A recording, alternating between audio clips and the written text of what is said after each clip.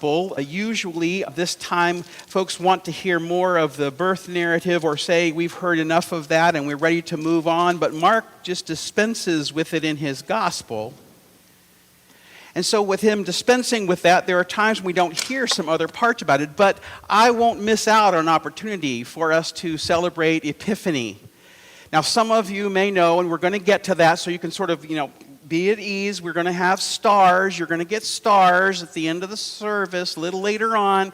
It has become something that we do here at Hope, and that's that there are stars that have words on them. And it initially started where there are words to guide us. And we're, of course, thinking about the three wise ones. And it is three, but actually there were more than just three. We don't know that three was the number. We also don't know their names, but over the tradition of years, tradition has been added in, so you might have heard Melchior and Gaspar and Balthazar, or I don't know, Larry, Moe, and Curly. You can call them whatever you'd like, but they are not kings so much as wise ones, wise people, sages. In Greek, it's magoi, which means sort of magic ones, magi. It's people of other religions. They were following the stars, reading the stars to see what the stars would say. Anybody here check their horoscope? That's something about stars. And it's seeing the way the stars are aligned. What shall we do? What shall we not do? These were probably Zoroastrian. And so part of that figuring it out was, so what's going on in the world? And there's something special happening. There was a star that rose. And as we're getting to this story about it, Matthew tells about Jesus. And so when we get to this place, always in Scripture, there is a marker for the time we're talking about. So this one starts, this is Matthew chapter 2, verses 1 through 12. In the time of King Herod, and so that's a marker for what was happening, what was going on. And King Herod he liked to create a lot of places where people would say, "Woo, that Herod, he is a fine guy. Woo, he knows how to really spruce things up." And he did, but he also knew how to get those who were in his way out of his way. He offed some of his family members because they weren't going along with King Herod. He utilized funds, wonder what those were going for, but he had them to build up the temple, and he built a lot of fortresses. Masada, you've heard maybe of Masada, that was one of those places that were built, so it was to build up the embattlements, to build up ways so that the people would be safe and would be well tended to, and I think from King Herod, they would think themselves to be well loved. At least that was the story that they have. King Herod seemed to be a little bit of an insecure kind of guy. So listen.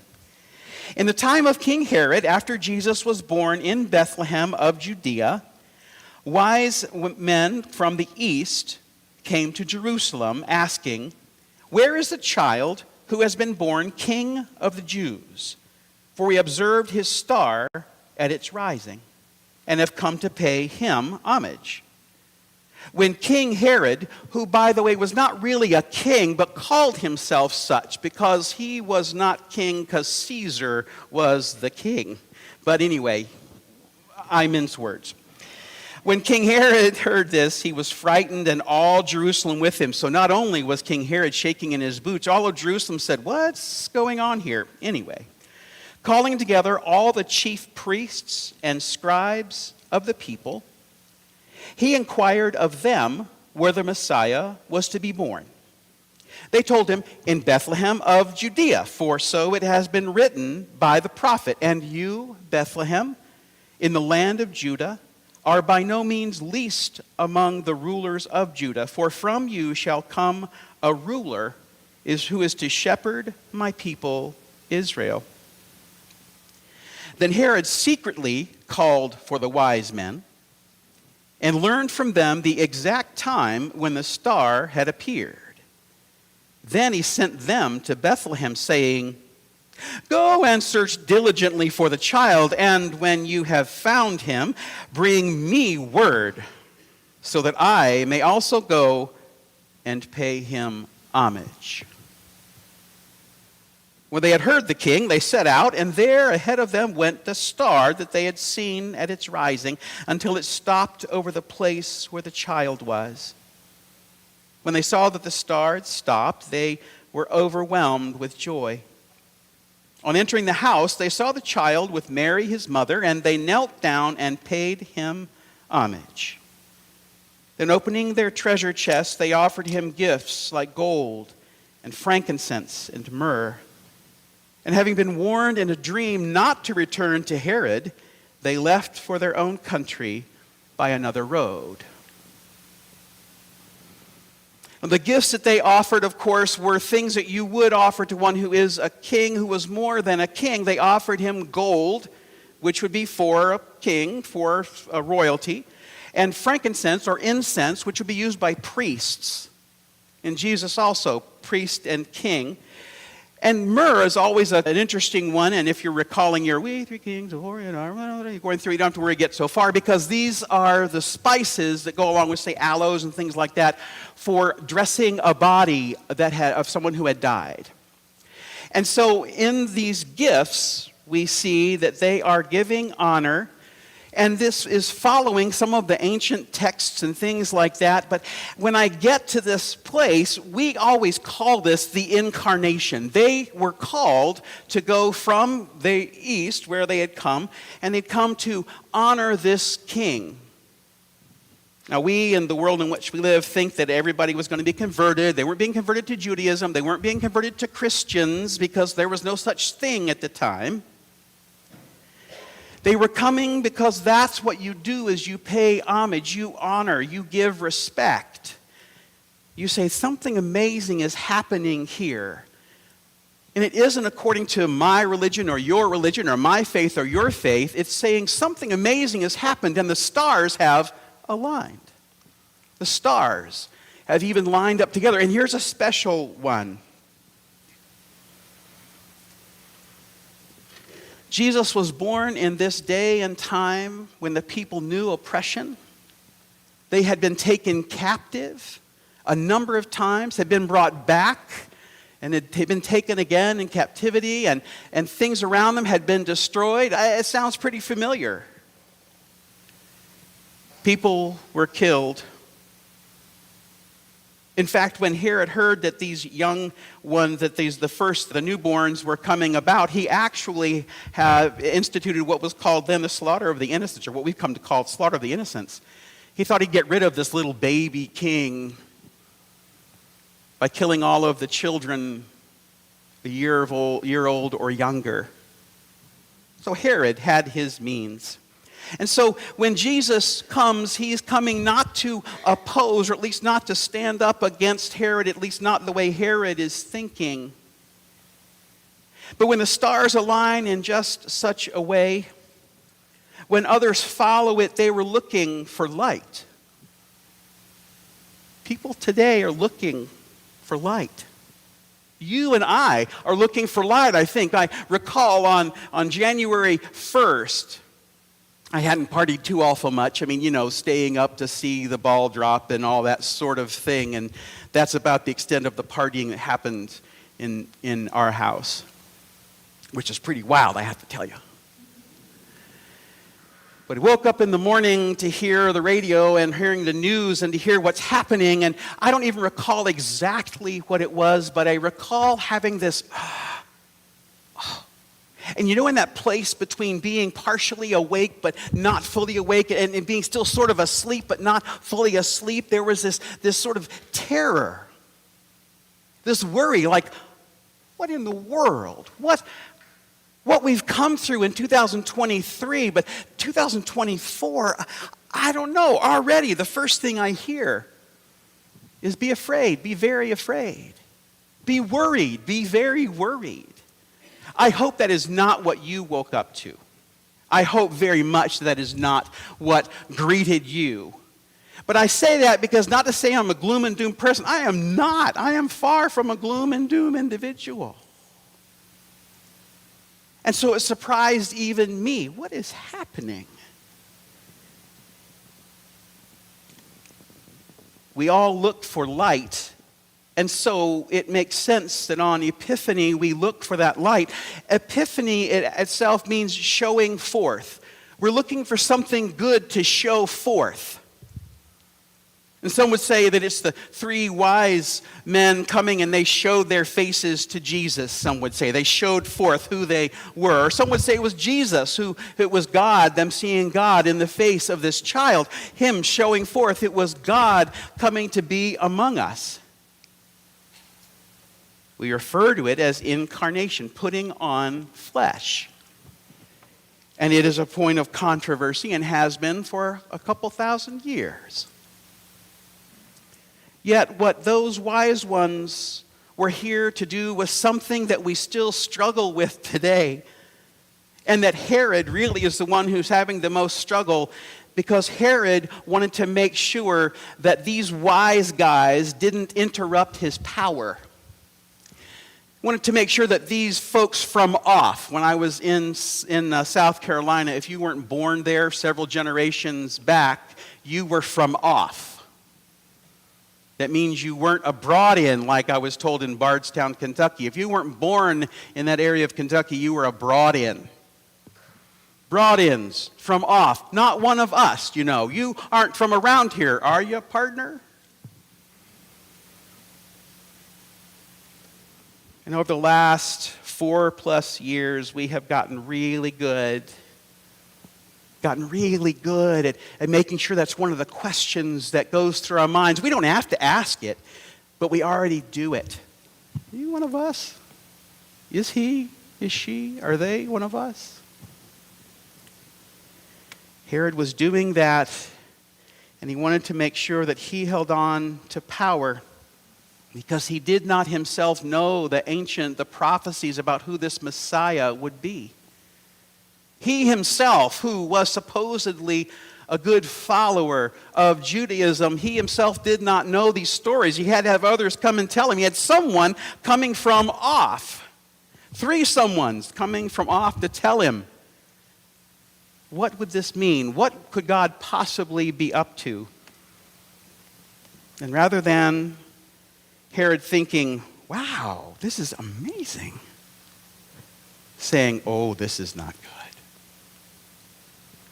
I better squelch this right away. It's all going to be bad. It's all going to be bad. That's what's going to happen. I better get folks on my side. Let me go and get these folks who are from off. They don't know. They're not from around here. Would you go and check on this child? And when you find him, because I haven't a clue, when you find him, you come back so I too can go and pay him homage.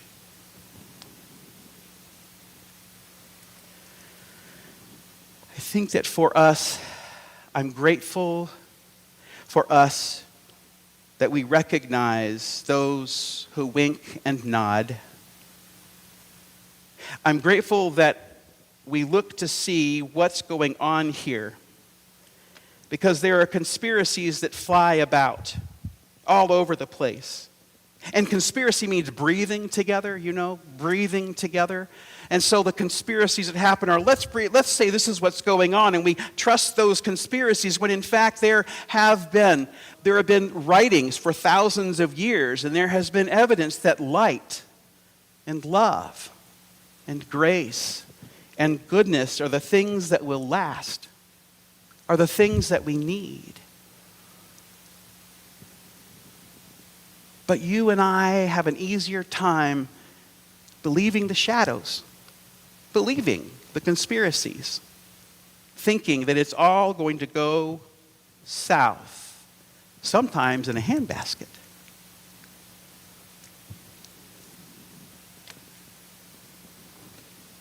The 3 wise ones paid attention to signs. They paid attention to what wisdom had come to teach them and tell them. And so we have a choice at this point, or each point of each day, to say, am I going to believe the goodness and going to believe the good things that I've heard, or that God indeed does have good things in mind for this world in which we live? Or is it all going to go south? Are we going to believe those conspiracies? That doesn't mean to be aware, but it does mean for us to pay attention to the signs. What are the signs you pay attention to? As people of faith, we are also called people of the Word. And some think that it would be a word meaning just the Bible. These words that are printed in black and white. But what the three wise ones came to see was the living Word, Jesus. The living Word. And so God has spoken to us, to all of creation, in words and in stars and in so many different ways. And what we come to understand is that what I've come to understand is that our proclivity is to make sure that we are part of those who are in and make sure we keep out those who are out.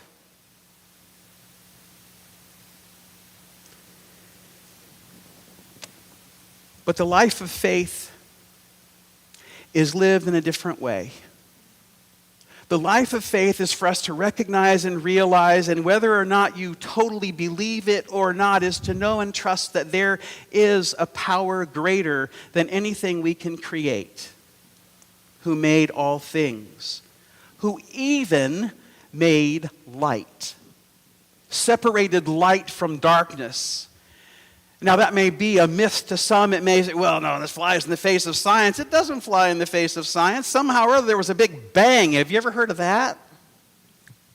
Light and darkness, all that stuff, and something happened. I love that Far Side cartoon where all of the equations are on the board, written all the way through, and then here's this amazing thing, and at the middle there's someone writing with it saying, something amazing happens. And then it all exists. I love that cartoon because that's really all we can do is somehow or other something amazing happens. And the signs are what we look forward to. Not the signs that people can produce and create, but the signs that God continues to give. Did you hear that the wise ones, even after being told, come back and tell me about this and so I can pay him homage, they followed a dream. They were given a dream and they went home by another way. If you don't take my word for it, you can take James, I just lost his name, musician, Taylor, thank you. That would be it. Because in my head is, maybe me and you can be wise guys too and go home another way. That's the hope that we have. Is that God has something more in mind for us than somebody taking all the power and somebody ruining life, someone killing others, and we see it. And it's easy to believe that evidence. However, fear, as I've said before, is false evidence appearing real. False evidence. The light shines and the darkness did not, cannot, will not overcome it. We got to take signs where we can get them, maybe from some reputable sources. I may not be a reputable source. It's up to you. But we have star words to help guide us. And these words were derived from lightness and goodness and ways that we share. And sometimes you and I just need a little bit of help along the way, like the three wise ones. And so a star that you're going to get today, that you'll receive, is a star that has a word on it. And it's a word to accompany you through this year. It's not a fortune. It's not something that says, follow these numbers. There are no numbers on them as far as I know. But it is just here one of those ways of us trusting the Holy Spirit that we are given at our baptism as a way to guide us. We've prayed over these stars that have these words, and you are prayed over a lot. And pray that this guidance that we receive will be something that leads us to know God's love. Because that is why God put on flesh in the person of Jesus. He came down, we're going to sing it in a minute. He came down that we may have love. He came down that we may have love. He came down. And I want to finish with this story from Indiana, of all places. Lana, I hope you think you know, is from Indiana. There was a little boy. We don't have his name. I got to pull up my information. Here it is. This story came in through Facebook yesterday, and I would like to describe it to you. There is a little boy in a striped shirt with jeans that barely cover the edge of his underoos, and he's lying on this terrazzo floor, highly polished. It looks like the entryway to Southeast, like schools where they have those things. And lying next to him, he's got his head on his arms, and lying next to him is a police officer, and her name is Sergeant Precious Corner Jones. She is part of the Indiana State Police Capitol Police Section. She stepped in because this little boy was having a difficult time. He was having a rough morning, and when he got to school, his mom was there helping him out, and he just could not make it, and he laid on the floor and was having kind of, not so much a tantrum, but kind of a silent storm of his own. And the person reporting it says, he was just having a rough morning and he fell out on the floor. And the person reporting it says, I saw his mother step back and look. And she stated, this is how he is expressing himself lately. I decided to get on his level and talk to him, says this officer. He started to cry, so I wiped his tears and I told him it will be okay. As an adult, sometimes all we want is one person to stop, to get on our level, and maybe wipe our tears. These children and all children are entitled to bad days, just as we all are. So giving a moment to get down on their level, she got down on the floor with him and wiped his tears and said, it's going to be okay. That is what God did for us in this little baby. Got on our level and said, I know what you're going through, and we know he's going to eventually. Gold, yes. Frankincense, yes. Myrrh, oh yes. It doesn't say bad things won't happen. It says don't believe that that is the end of the story. For God put on flesh to get down at our level. It has been so, and it will continue to be so. Thanks be to God. Amen.